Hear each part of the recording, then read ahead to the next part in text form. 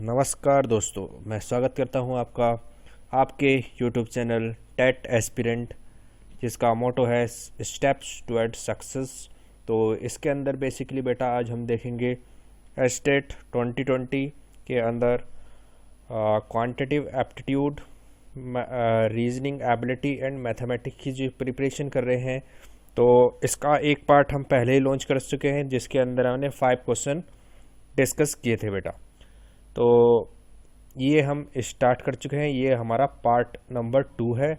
जिसने भी पार्ट 1 नहीं देखा है वो क्या करेगा, चैनल के प्लेलिस्ट में जाएगा तो वहाँ पर आपको मिल जाएगा एस्टेट 2020 और ये quantitative aptitude, reasoning ability and mathematic preparation के नाम से एक प्लेलिस्ट मिल जाएगी। उसके अंदर आप जाकर देख सकते हैं, उसमें अरेंज कर देंगे बिल्कुल order wise, day 1, day 2, day 3 ऐसे करके, ठीक है ना। तो जिसने नहीं देखी है वो वहाँ से वॉच कर पाएगा। तो ये चीज़ है, और इसके अंदर बेसिकली हम 50 क्वेश्चंस को कवर करेंगे। ये वाले हमारा मात्रात्मक योग्यता के 10 क्वेश्चन, तार्किक अक्षमता के 10 क्वेश्चन और हमारा गणित के 30 क्वेश्चन। तो ये बेसिकली 50 क्वेश्चन हम इसके अंदर कवर करने वाले हैं बेटा, ठीक है। चीज़ें आ गई समझ में। क्वालिटेटिव एप्टीट्यूड के 10 क्वेश्चन, रीजनिंग के 10 क्वेश्चन और मैथमेटिक्स के 30 क्वेश्चन। तो टोटल हमारे 50 क्वेश्चन हम कवर करने वाले हैं। तो स्टार्ट करते हैं वीडियो को विदाउट वेस्टिंग एनी टाइम।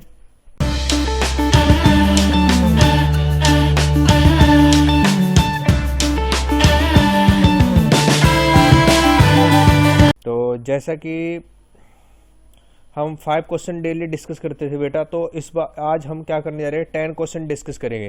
क्योंकि मैथमेटिक्स के क्वेश्चन जो है वो लंबे हैं, क्वांटिटेटिव एप्टीट्यूड और रीजनिंग के क्वेश्चन क्या है, छोटे हैं, इतने बड़े नहीं हैं। तो इस वजह से हम इनको तो 10 कर सकते हैं, लेकिन उनको हमें 5 ही करना पड़ेगा। तो उनको हम 5 करेंगे, इनको 10-10 करके चलेंगे, ठीक है ना। डेली 10 क्वेश्चन हम रीजनिंग के और एप्टीट्यूड के डिस्कस करेंगे, और मैथमेटिक्स के जब क्वेश्चन आएंगे तो उनको 5 डिस्कस करेंगे बेटा, ठीक है। तो क्वेश्चन नंबर 1 देखते हैं आज। 66-65 तक हम कल कर चुके थे। तो क्वेश्चन है, यदि डी एल बन जाता है और ई एम बन जाता है तो ए क्या बन जाएगा। If D become L and E become M, what would A become. तो ये बताना है क्या बन जाएगा ये। तो देखिए ये क्या कह रहा है, डी एल है, डी क्या बन रहा है, एल बन रहा है। तो डी की पोजीशन देखी, क्या है डी की पोजीशन, 4 नंबर पे है, और एल की पोजीशन कितनी है, 12 है। तो मतलब 4 में अगर हम 8 जोड़ रहे हैं तो अब हम पहुंच पा रहे हैं एल पर। मतलब डी से एल जाने के लिए हमें 8 ऐड करना पड़ रहा है। समझ में आ गई चीज़। तो डी से एल जाने के लिए हमें बेसिकली 8 ऐड करना पड़ा। इसी प्रकार ई से एम जाने के लिए क्या ऐड करना पड़ेगा, ई की पोजीशन देखी, ई की पोजीशन क्या है भाई, 5 है, और हमारी एम की पोजीशन क्या है, 13 है। तो 5 से 13 ऐड कितना करना पड़ा, 8 ऐड करना पड़ा। इसी प्रकार अब हमें ए से पूछा है कि ए से कहाँ पर पहुँच पाएगा। तो ए की पोजीशन हमें पता है क्या होती है, 1 होती है। अब इसमें कहाँ पर ऐड करेंगे, सिमिलरली 8 ऐड करा, 1 में 8 ऐड करा तो 9 आ गया। तो 9th पोजीशन पर क्या है, आई है। 9th पर पोजीशन पर क्या है बेटा, आई है। तो इसका आई क्या आ जाएगा, राइट आंसर आ जाएगा। क्वेश्चन ऑप्शन नंबर 2 क्या है, बिल्कुल राइट आंसर है इस क्वेश्चन के लिए। ऑप्शन नंबर 2 क्या है, बिल्कुल राइट आंसर है। समझ में आ गई चीज़ें समझ में आ रही है बेटा। तो ये था हमारा क्वेश्चन। अब देखते हैं नेक्स्ट क्वेश्चन। उम्मीद कर रहा हूँ चीज़ें क्लियर हो रही है। ये है भाई नेक्स्ट क्वेश्चन, श्रेणी में लुप्त पद ज्ञात कीजिए। Find the missing term of the series. हमें सीरीज का लुप्त मतलब यहाँ पर जो ये लुप्त है इसको ज्ञात करना है। पहला है 1/2, 3/4, 5/8, 7/16 और यहाँ पर बीच में फाइंड करना है बेसिकली, और यहाँ पर 11/64। तो इस सीरीज़ को कैसे फाउंड आउट करेंगे कि क्या ऑप्शन इसका राइट होगा बेटा। ऑप्शन 1 है 8/24, ऑप्शन 2 है 9/32, ऑप्शन 3 है 9/24, ऑप्शन 4 है 9/36। तो देखिए मैं बताता हूँ, जिसको करना है वो पॉज करके वीडियो को कर सकता है बेटा। तो देखिए 1 से 3, 3 से 5, 5 से 7 और बीच में ये, तो 2 का गैप आ रहा है। तो यहाँ पर क्या आना चाहिए था, 9 आना चाहिए था ऊपर। ऐसे ही अब नीचे का देखिए 2 4 4 4, ये 2 तो 2 की टेबल चल गई भाई। 2 की टेबल चली गई क्या? नहीं, 2 की टेबल नहीं चली। ये क्या हो गया है, 2 × 2 4, 4 × 2 8, 8 × 2 16, 16 × 2 32, 32 × 64। तो यहाँ पर क्या आना चाहिए था, 32। तो ऊपर 9, नीचे 32। ऑप्शन नंबर 2 क्या है, बिल्कुल राइट आंसर है। ऑप्शन नंबर 2 क्या है बेटा, बिल्कुल राइट आंसर है। उम्मीद कर रहा हूँ चीज़ें बिल्कुल क्लियर हो रही है, चीज़ें समझ में आई है। ऊपर वाले में +2 किया था, हर एक में +2 किया था, +2 +2 +2 +2, और नीचे वाले में ×2 × 2 × 2 × 2 × 2। ठीक है, समझ में आ गई चीज़। ये है मिसिंग, ये हमारी कौन सा पार्ट होता है, सीरीज़ वाला पार्ट होता है। और इससे पहले वाला क्या था हमारा, ये कोडिंग एंड डिकोडिंग वाला पार्ट था, कोडिंग एंड डिकोडिंग। तो भाई इसका क्या आंसर आ गया, ऑप्शन नंबर 2 क्या है, इसके लिए बिल्कुल राइट आंसर है। उम्मीद कर रहा हूँ चीज़ें क्लियर हुई है। बताइए कोई डाउट है तो, अगर डाउट रहता है तो कमेंट सेक्शन में आप कमेंट कर सकते हैं, आपको रिप्लाई उसका मिलेगा अकॉर्डिंगली। ठीक है, अब देखते हैं नेक्स्ट क्वेश्चन भाई। नेक्स्ट क्वेश्चन है, यदि किसी वृत्त की त्रिज्या 50% कम कर दी जाती है तो वृत्त के क्षेत्रफल में कितने कमी हो जाएगी, 100% की, 75% की, 50% की या 25% की। If a radius of a circle is 50% decrease, then how much is the area of circle decrease? 100%, 75%, 50% and 25%। तो बेसिकली हमें दो फॉर्मूले, मतलब एक ही फॉर्मूला पता होना चाहिए, किस चीज़ का, वृत्त के क्षेत्रफल का, एरिया ऑफ सर्कल का। एरिया ऑफ सर्कल का फॉर्मूला पता है हमें, क्या होता है area of circle, pi r square होता है। अब आर क्या है, हिंदी में, इंग्लिश में कहेंगे इसको रेडियस, और हिंदी में कहेंगे त्रिज्या, त्रिज्या कहते हैं। ठीक है, अब इसको क्या करा है, 50% कर दिया है। लेट सपोज अगर मैं मानूं ये मेरी थी 2 थी रेडियस पहले, अब इसको 50% कर दिया तो मतलब 1 कर दिया। अब पाई तो सब में सेम रहेगा, तो एरिया क्या हो जाएगा, रेडियस का स्क्वायर होता है, रेडियस का स्क्वायर होता है 4, और आर का स्क्वायर, इसका स्क्वायर क्या हो जाएगा 1। तो मतलब कितना हुआ, कितना बढ़ गया, 3 बढ़ गया, किस पर, 4 पर। ऊपर क्या रहता है, कितना बढ़ गया, हमेशा परसेंटेज निकालने के लिए कितना बढ़ गया, और कहाँ से शुरू किया था, 4 से, किसके बेस पर, है ना, और इंटू 100। तो ये कितना आ जाएगा, 75% क्या हो गया, डिक्रीज हो गया एरिया। 75% क्या हो गया हमारा, डिक्रीज हो गया। अगर हमने रेडियस को 2 से 1 कर दिया तो एरिया कितना गुना घट गया, 4 से 1 हो गया हमारा एरिया, मतलब 75% घट गया। समझ में आ गई बात। इसमें गुना भी पूछ सकता है, कि कितने गुना घट जाएगा। अब एरिया था 4 तो एरिया हो गया 1, तो कितने गुना घट गया बताइए। 4 गुना एरिया हमारा घट गया। समझ गई बात, समझ में आ गई बात। तो ऑप्शन नंबर 2 क्या है बेटा, इसका बिल्कुल राइट आंसर है। ऑप्शन नंबर 2 क्या है, बिल्कुल राइट आंसर है। कुछ नहीं किया है, एरिया के फॉर्मूले को लिया है, बिल्कुल बेसिक। हमने तो किसी चीज़ को मान लिया कि रेडियस मान ली हमने 2 और आधे होने पर 1 हो गई।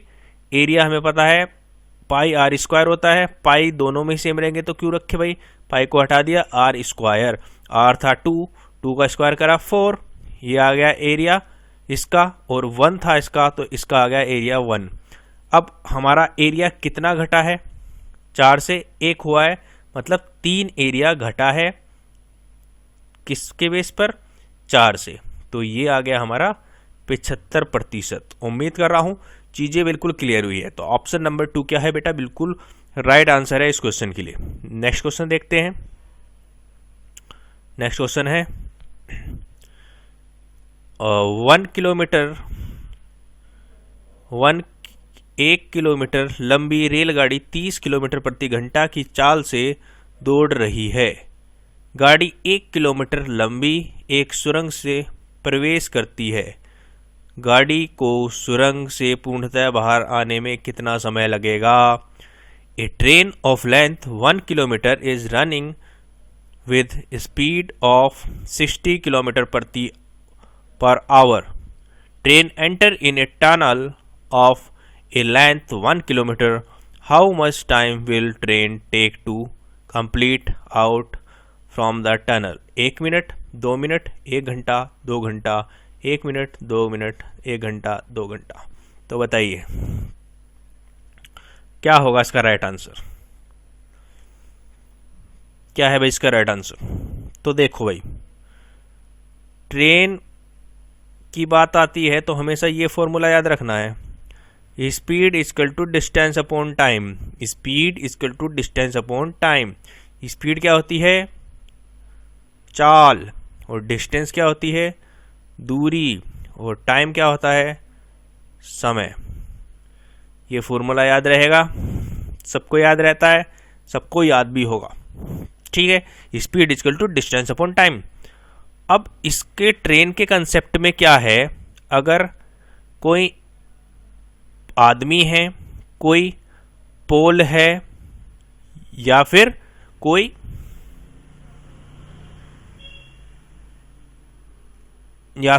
कोई स्टेशनरी ऑब्जेक्ट है जिसकी कोई साइज नहीं है, तो उसके केस में तो डिस्टेंस, हमारी जो डिस्टेंस होती है, दूरी होती है बेटा, वही हो जाती है जो हमारी ट्रेन की लेंथ होती है। जैसे कि यहाँ पर 1 किलोमीटर है, लेकिन अगर ये एक हो गया केस ये, तो लेट सपोज मैं ट्रेन की लंबाई मान लेता हूँ x, या मैंने d ही मान ली, तो स्पीड अगर निकालनी होगी तो d/t हो जाएगा डायरेक्ट। समझ में आ गए। किस केस में, अगर पर्सन है, पोल है, या कुछ चीज़ स्टेशनरी है जिसकी कोई लेंथ नहीं है, नेग्लिजिबल है, बहुत कम है, इसको हम इग्नोर कर देते हैं। लेकिन अगर सेम टाइम पे मैं सेकंड केस ले लेता हूँ, जैसा कि यहाँ पर बताया है, क्या बताया भाई, एक टनल है, एक सुरंग है, टनल है, या फिर हम इसमें आ जाता है प्लेटफॉर्म है, या फिर कोई चीज है जिसकी क्या है, लेंथ है। तो इस केस में क्या होगा भाई, अब फॉर्मूला तो हमें यही लगाना है, speed equal to distance upon time, लेकिन इसमें डिस्टेंस जो होती है वो एक तो ट्रेन की डिस्टेंस प्लस, और ये प्लेटफॉर्म है, या फिर हमारा क्या है, टनल है, तो इसकी ये प्लेटफॉर्म अपॉन टाइम, ऐसे आएगी इसकी स्पीड।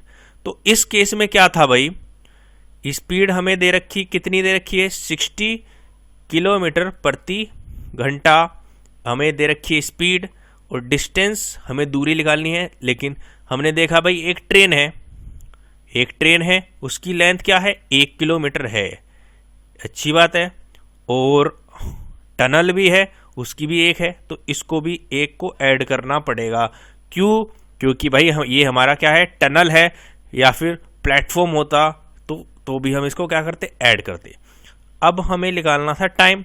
टाइम हम निकालेंगे, इसको ऊपर ले जाएंगे तो ये आ जाएगा नीचे 2, ये हो जाएगा 1 + 1 2, और अपॉन नीचे ये आ गया, कितना आ गया, 2 से एक बार कटा, 1/30 घंटे।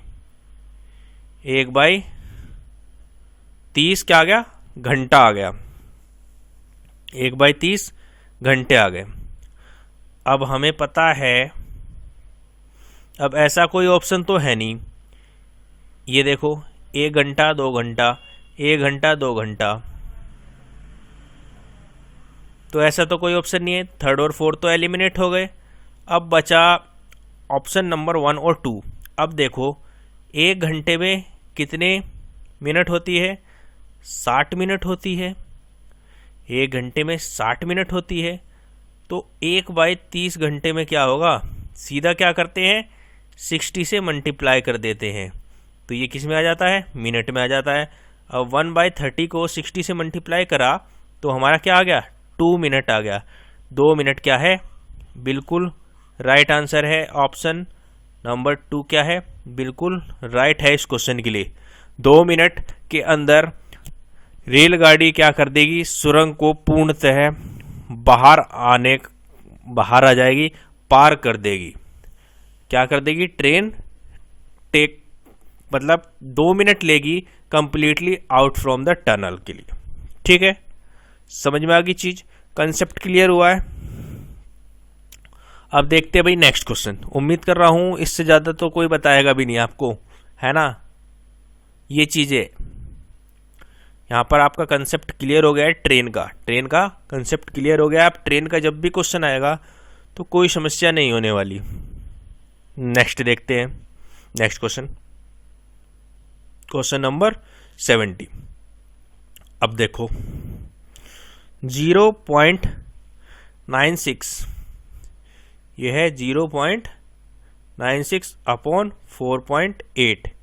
इसको क्या करना है, सिंप्लीफाई करना है, या बराबर क्या है वो पता करना है हमें। ठीक है,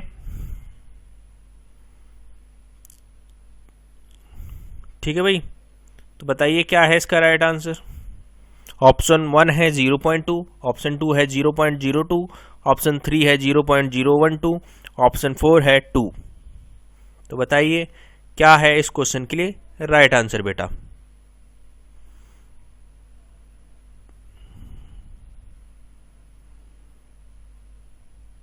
तो देखो मेरे भाई, क्या करते हैं, इस पॉइंट को इधर ले जाना चाहेंगे हम, पॉइंट को इधर ले जाना चाहेंगे तो क्या करना पड़ेगा, 10 से मल्टीप्लाई करना पड़ेगा। 10 से नीचे मल्टीप्लाई करोगे तो ऊपर भी मल्टीप्लाई करना पड़ेगा। तो ये 0.96, ये वाला पॉइंट हमारा एक आगे चल जाएगा, ये हो जाएगा 9.6, मतलब 9.6 हो जाएगा। अब 9.6 से इसको मल्टीप्लाई करना तो ठीक नहीं रहेगा, इसको इस पॉइंट को भी हटा देते हैं। इस पॉइंट को हटाने के लिए क्या करना पड़ेगा, 10 से मल्टीप्लाई करना पड़ेगा, नीचे भी मल्टीप्लाई करा तो 96 हो गया, और ये हो गया 480। समझ में आ गई चीज। अब देखो ये हो गया 96 और 48 इंटू 10। अब हमें पता है 48 इंटू 2 क्या होता है, 96 होता है, ये कट गया, 2 से 5 कट गया। अब ये आ गया 1/5। 1/5 को क्या लिख सकते हैं, 0.2। ऑप्शन 1 क्या है, बिल्कुल राइट आंसर है इस क्वेश्चन के लिए। ऑप्शन नंबर 1 क्या है, बिल्कुल राइट आंसर है। समझ में आ गई चीज। पॉइंट को हटाना हमें आना चाहिए। पॉइंट को जब भी शिफ्ट करना है, आगे की तरफ शिफ्ट करना है, मल्टीप्लाई करना पड़ेगा 10 से।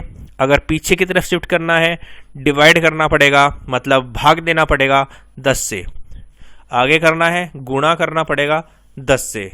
पीछे करना है डेसिमल को, पॉइंट को, तो वो क्या करना पड़ेगा, डिवाइड करना पड़ेगा 10 से।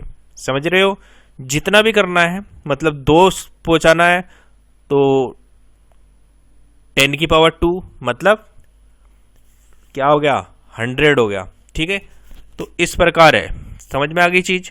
उम्मीद कर रहा हूँ चीज़ें बिल्कुल क्लियर हो रही है। क्लियर हो रही तो लाइक कर दीजिए, शेयर कर दीजिए, सब्सक्राइब कर दीजिए वीडियो को भी और चैनल को भी, और शेयर जरूर कर दोस्तों, तो मज़ा आएगा चीज़ें डिस्कस करने में। अब देखते हैं नेक्स्ट क्वेश्चन। 5 क्वेश्चन हो चुके हैं, अब देखते हैं क्वेश्चन नंबर 6। ये है हमारा क्वेश्चन नंबर 6। यदि x by 28 equal to 63 by x, तो x का मान क्या होगा? If x by 28 equal to 63 by x, then value of x is. अब देखो भाई क्या है, ये है देखो x by 28 equal to 63 by x, ये दिया गया है और हमें x का मान पता करना है। तो इसको इधर ले गए, इसको हम इधर ले जाएंगे, तो ये हो जाएगा एक्स स्क्वायर और ये हो जाएगा 63 इंटू 28, यही चीज़ होगी। अब हमें क्या करना है, मतलब स्क्वायर निकालना है, स्क्वायर ही तो निकालना है। अब देखो इसको मैं कैसे तोड़ूंगा, तोड़ लो चीज़ों को, इनको तोड़ लो। 9 7 से 63 होता है, इसको तोड़ा 9 7 से 63। अब 28 को चला 7 4 जा 28। समझ में आ गया?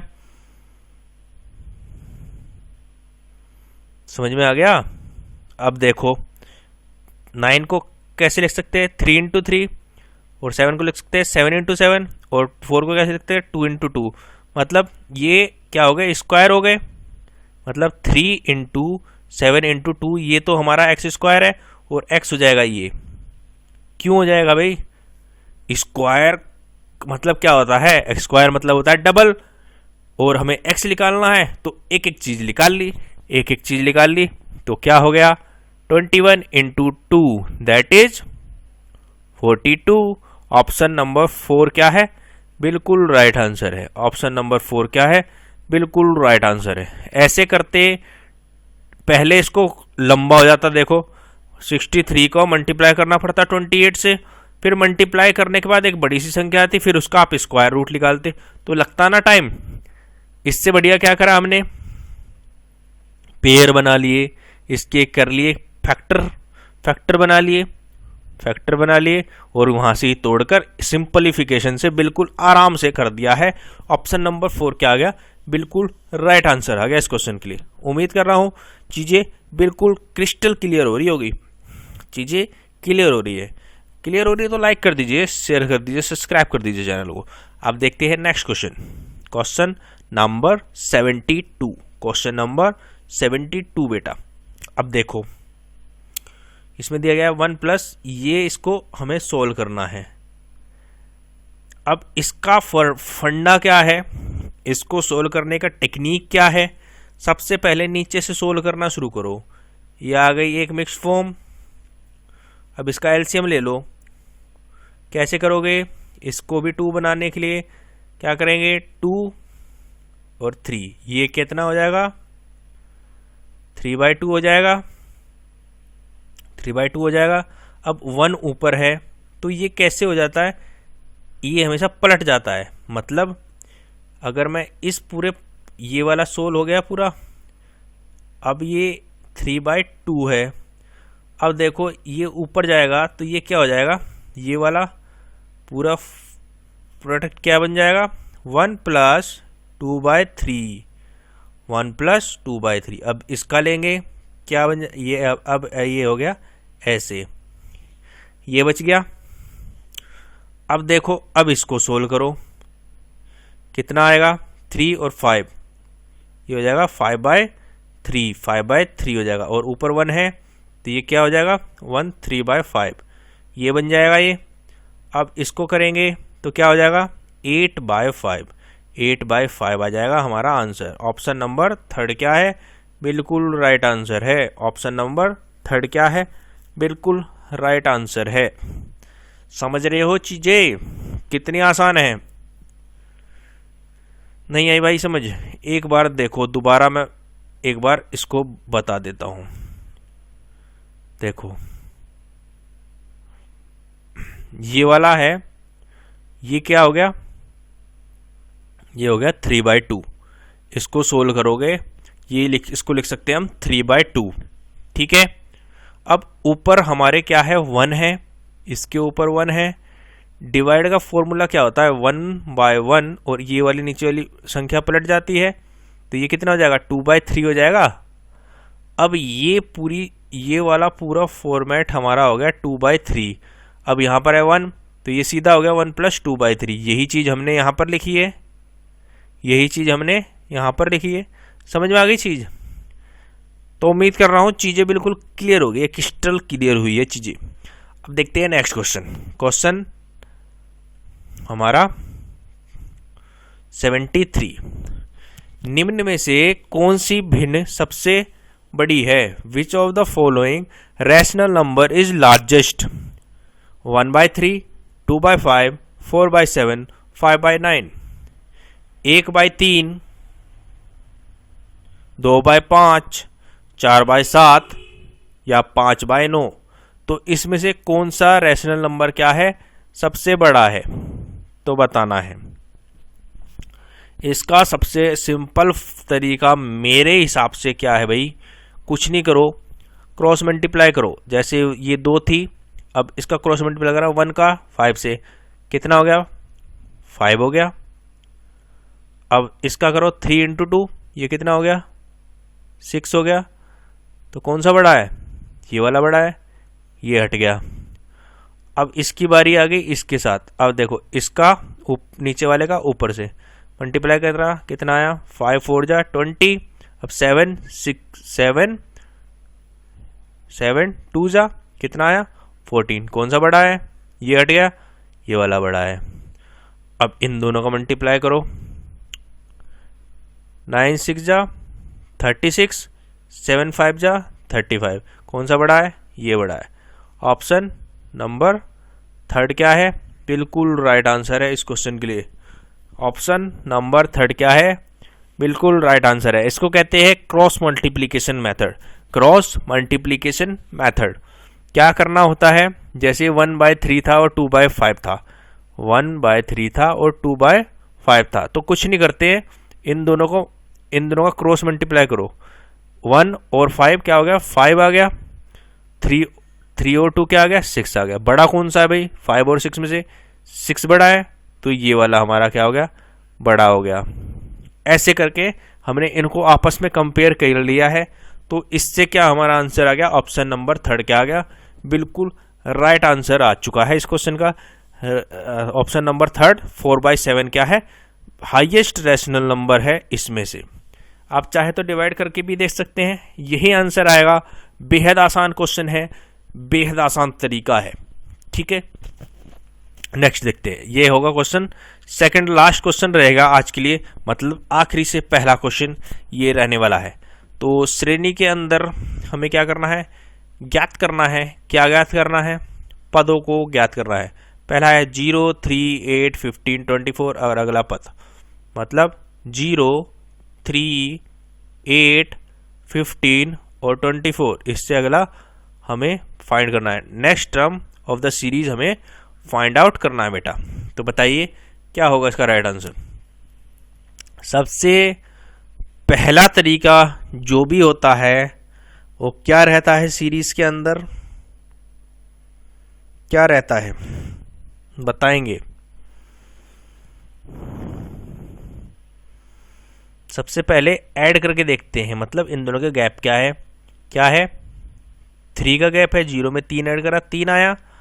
अब 5 में 8 करने के लिए 5 आया, 8 से 15 जाने के लिए 7 करा, और 15 से 24 जाने के लिए +9 करा। तो देख रहे हैं सीरीज 3 5 7 9, मतलब ऑड नंबर ऐड करते जा रहे हैं। तो अगले के लिए क्या करना पड़ेगा, सिंपल है 7 9 3 + 2 5 5 + 2 7 7 + 2 9 9 + 2 11, तो इसलिए 11 ऐड करेंगे। 24 में 11 ऐड किया तो क्या आ गया 35 आ गया।